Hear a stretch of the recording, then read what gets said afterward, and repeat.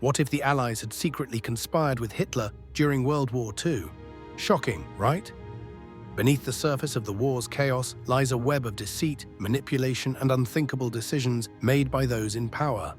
High-ranking officials, driven by their ambitions, engaged in clandestine negotiations that shifted the balance of power.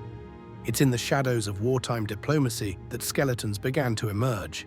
The stakes were high, and the consequences were dire. Allied leaders often faced a dilemma. To win the war, they needed to play a dangerous game. Discussions took place in smoke-filled rooms where lives hung in the balance and treachery was the currency of the day.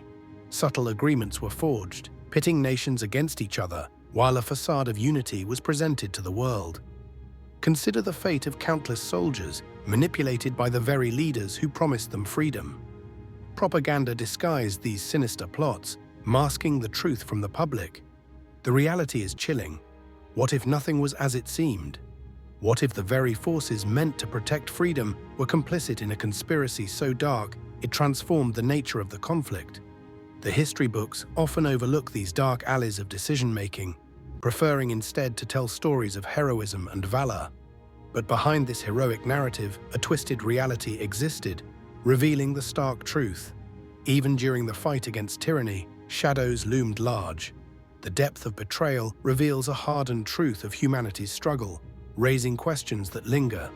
Was this a necessary evil, or a grave miscalculation with catastrophic repercussions? The darkest conspiracy of World War II proves that history is rarely black and white, and that in the pursuit of power, moral lines can blur catastrophically.